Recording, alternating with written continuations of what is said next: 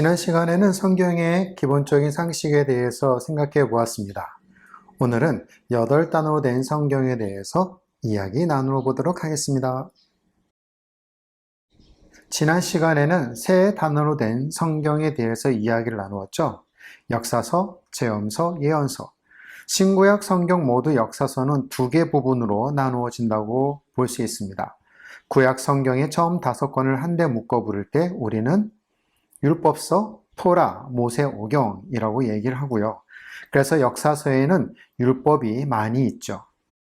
신약 성경에는 처음 4권은 복음서라고 불리우는데 복음이란 예수님과 구원에 대한 기쁜 소식이란 뜻입니다.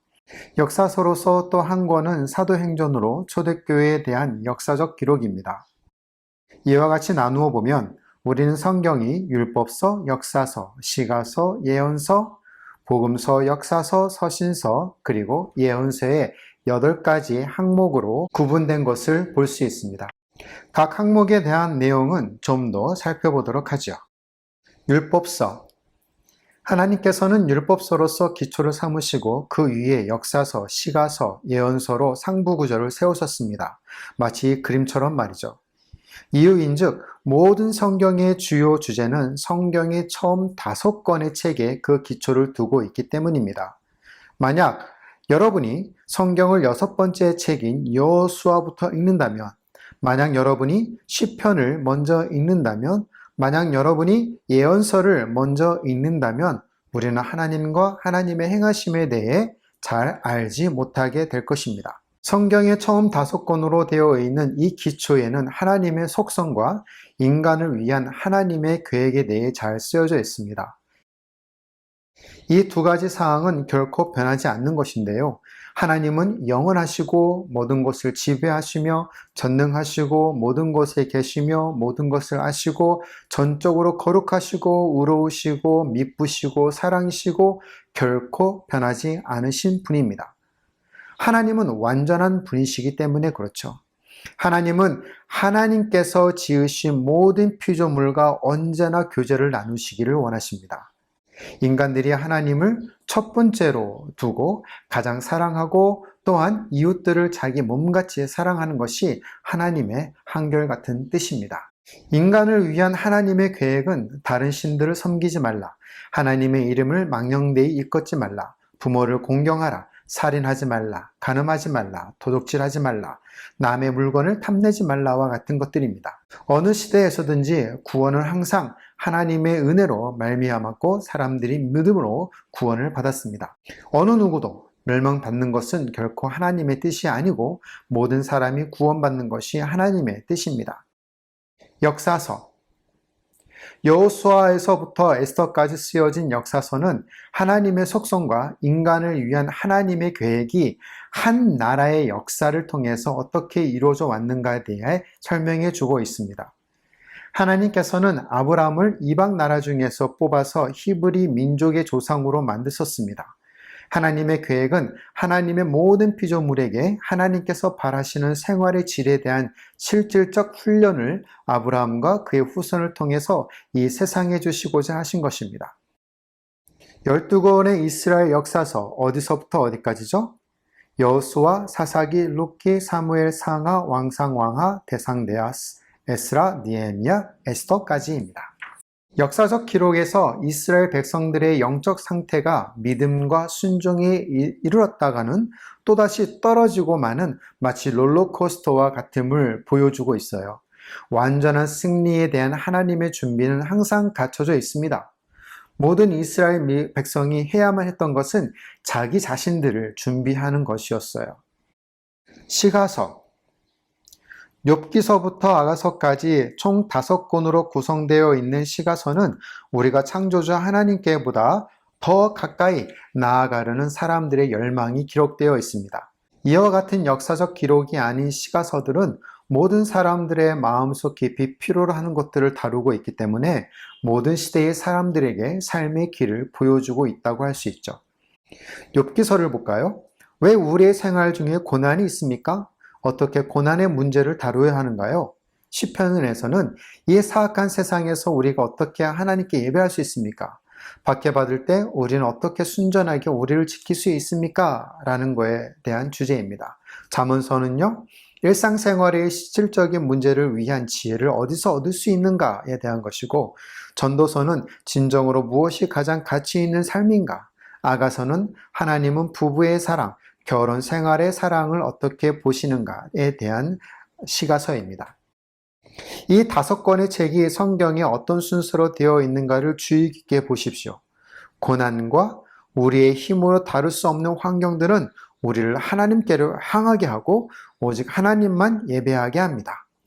하나님을 경외하고 하나님을 예배하는 것이 일상생활에 대한 지혜의 시작이고 그 원천인 것이죠. 하나님의 지혜를 적용할 필요가 있는 2가지 중요한 영역이 있는데요. 첫 번째는 인생의 목표이고 두 번째는 결혼 생활에 있어서의 사랑입니다. 예언서 이사야서부터 말라기까지 총 17권으로 구성된 예언서는 2가지 기대로 차 있습니다. 하나는 하나님이 인간에 대한 기대와 또 하나는 하나님이 백성들의 하나님께 대한 기대입니다. 선지자들은 장래의 하나님 나라에 대한 것을 말한 것만큼 당시 사람들의 잘못에 대해서 지적하였어요. 또한 선지자들은 고통받는 자를 위로하였으며 안일한 생활을 하는 자들에게 경고를 해 주었습니다. 총 16명의 선지자들이 이스라엘에 대한 창조주의의 민족적 소명에 대해서 선포한 것이 바로 예언서이죠. 도표에 보시는 것처럼 이사야에서부터 말라기까지 총 16명인데 17권으로 구성된 것은 예레미야가 2권이 기록되었기 때문에 그렇습니다. 복음서 말라기는 메시아의 오심에 대한 기대를 명시하면서 구약 성경을 끝맺고 있어요. 만일 성경에 어떤 내용들이 쓰여져 있는지 전혀 모르는 상태에서 성경을 한 권의 책으로서 처음부터 끝까지 읽어나간다면 성경의 이야기가 말라기에서 끝날 수가 없음을 알게 될 것입니다. 왜일까요? 주인공이 아직 나타나지 않기 때문입니다. 우리는 완전한 선지자, 완전한 제사장, 또 완전한 왕을 약속받았어요. 그런데 이 주인공이 아직 나타나지 않았습니다. 어떻게 한 사람이 이 세 분을 감당할 수 있겠습니까? 말라기가 쓰여진 다음 400년간의 침묵기가 있었습니다. 이 기간 동안에는 선지자가 없었고 아무런 진전이 없는 기간이었습니다. 하나님이 말씀하지 않은 기간이었어요. 그리고는 신약성경이 오랫동안 기다려오던 주인공이 오셨음을 알리면서 시작합니다. 주인공의 사촌인 세례 요한은 그분의 길을 예비하였고 사람들에게 그분을 가리켜 세상 죄를 지고 가는 하나님의 어린 양이라고 외쳤습니다. 여기 복음서에서 하나님의 능력은 성육신으로 나타나는 것이죠. 인카네이션. 무한하신 하나님께서 인간의 연약한 아기로 바뀌었습니다. 영원하신 하나님이 한 시대의 아기로 변하신 것이죠. 이 하나님이시며 사람이신 분은 하나님의 속성과 말씀을 완벽하게 나타내 주셨습니다. 왜일까요? 죽기 위해서 하나님은 인간이어야만 했습니다. 하나님은 죽으실 수 없기 때문이죠. 그렇지만 세상의 죄값을 갚기 위해서는 그분은 하나님이어야만 했습니다. 인간으로서는 죄값을 갚기에 충분히 선할 수 없기 때문이죠. 만일 예수 그리스도가 전혀 하나님이 아니시고 완전한 인간이었다면 우리의 구주가 되실 수 없습니다. 만일 예수 그리스도가 결코 하나님이 아니시라고 한다면 그분은 거짓말쟁이고 시대의 사기꾼이겠죠. 만약 여러분이 하나님이 어떤 분인지 진정 알고 싶다면 예수 그리스도를 보십시오. 왜냐하면 예수 그리스도는 바로 하나님 아버지께서 자신을 나타내신 분인 곧 하나님이시기 때문입니다. 역사서 예수 그리스도의 지상 생활은 약 33년 전에 떠나셨던 하늘로 다시 돌아가시기 위해 구름 속으로 승천하시면서 끝났습니다. 그리스도께서 떠나시며 하신 약속은 장차 제자들이 하늘로 올라가심을 본 그대로 예수 그리스도께서 다시 오시겠다는 것이죠. 그리고 50일이 지난 후에 성령께서 오셔서 약 120명의 제자들에게 권능을 주셨습니다. 보혜사 성령님이죠. 이들을 변화시켜 담대히 공중 앞에 선포하는 자들로 만드셨습니다. 성령께서 이들이 당시에 알려진 온 세상의 복음을 전파하여 퍼뜨리도록 인도하셨습니다. 오순절에 대한 사건을 기록한 사도행전 2장에서 나중에 교회라고 불리워지는 믿는 자들 간의 교제에 대해 처음 언급되었습니다. 이 사도들의 행적을 쓴 역사서, 사도행전에는 교회의 형성을 기록하고 있어요. 후에 바울은 에베소서 2장과 3장에서 그리스도의 새로운 몸이신 교회의 유일성에 대해서 보되 자세히 설명해 주고 있습니다. 우주적인 교회가 시작된 바로 그날에 약 3,000명의 새로운 신자들이 예루살렘의 첫 지역교회에 입교했다는 것은 놀라운 사실이죠. 그 후 사도행전의 나머지 부분에는 로마 제국의 새로운 교회들이 심어진 것에 대해서 쓰여졌습니다. 그리스도의 교회는 이 세상에서 완전한 사람들의 무리는 아니지만 주님께서 아직도 그들 위에 역사하시고 계신 구속된 사람들의 무리입니다. 지역교회는 예배하고 가르치고 교제하고 봉사하고 전도하는 곳이죠. 믿는 자들은 서로 격려하여 모이는 일을 패하지 않았고 그들이 가까움을 볼수록 더욱 열심히 모였습니다. 여러분은 교회를 필요로 합니다. 또 교회는 여러분을 필요로 합니다. 서신서. 시내산에서 받은 계명은 몇 가지입니까? 만약 여러분이 10계명을 떠올려서 10가지요 라고 대답한다면 여러분은 옳은 대답을 한 것이 아니에요. 하나님께서 10계명을 돌파하기 위해 썼습니다. 그렇지만 출애굽기 20장에서 10계명을 말씀해 주신 다음에 하나님께서는 계속해서 더 많은 계명들을 일러주셨습니다. 출애굽기에서, 레위기에서, 민수기에서, 신명기에서 총 몇 개요? 613가지 계명이 시내산에서 주어진 것을 볼 수 있어요. 그렇다면 신약에서는 몇 가지의 계명이 있다고 생각하십니까? 우리가 은혜 가운데 있기 때문에 구약에서보다 좀 더 적다고 생각할 수 있겠죠. 아니면 우리가 그리스도의 법 아래에 있기 때문에 더 많은 율법이 있다고 생각하십니까? 신약에는 1051개의 율법이 나옵니다. 그중 대부분이 서신서에 있다는 사실이죠. 그중 일부는 단지 과거나 미래의 시대에 일어날 일에 대한 것이지만 대부분 오늘날의 우리에 대한 율법입니다. 이 때문에 신약의 서신서들을 권면이라고 한 것이죠.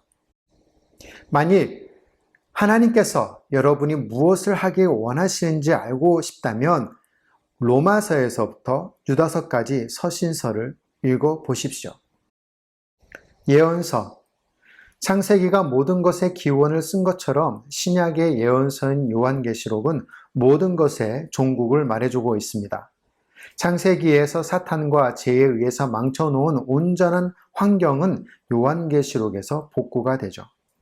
계시록을 감히 해석한다면 두 가지를 인정할 수밖에 없는데요. 첫 번째는 세상에서 최악의 날이 지금도 오고 있다는 것과 두 번째는 세상에서 가장 좋은 날도 오고 있다는 사실입니다. 보시는 도표에서처럼 계시록에서 하나님은 먼저 나쁜 소식을 주고 계셔요. 선과 악 사이의 공개적인 싸움이 온 세상의 고조에 달하게 되고 혹독한 재앙과 황폐가 있게 됩니다. 대부분의 사람들이 죽게 되죠. 그러나 대부분의 사람들은 전능하신 하나님께 경배하고 그분의 용서를 빌기를 거부할 것이고 그들은 마치 마귀들이 그러하듯이 오히려 죽음을 택할 것입니다. 여러분은 이러한 모든 사실들을 계시록 4장에서부터 19장까지에서 읽을 수 있어요. 그러나 세상에서 제일 큰 싸움 중에 승리의 주인공이신 예수 그리스도께서 나타나셔서 하나님과 그의 자녀의 적대하는 모든 자들을 제압하실 것입니다. 그분은 그분의 완전한 왕국을 세우시고 세상을 하나님 아버지께서 창조하실 때 뜻하신 목적대로 복구하실 것이에요. 그렇기 때문에 성경은 시작할 때와 같이 끝이 납니다. 성경의 처음과 끝의 도표를 볼까요? 천지 창조하신 하나님과 교제를 즐기는 두 사람, 아담과 하와가 있었죠. 하지만 새 창조되는 날에는 말할 수 없는 수많은 사람들이 있을 것입니다.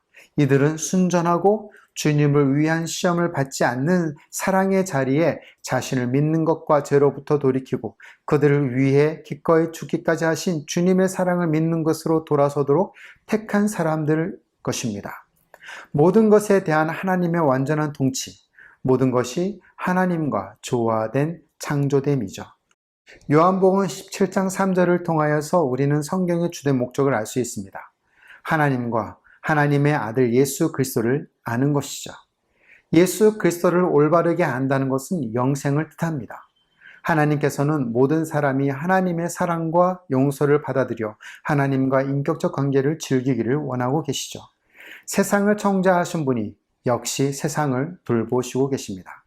그분이 바로 우리 구주 예수 그리스도이십니다. 다음 시간에는 구약 성경에서의 12시대를 살펴보도록 하겠습니다. 감사합니다.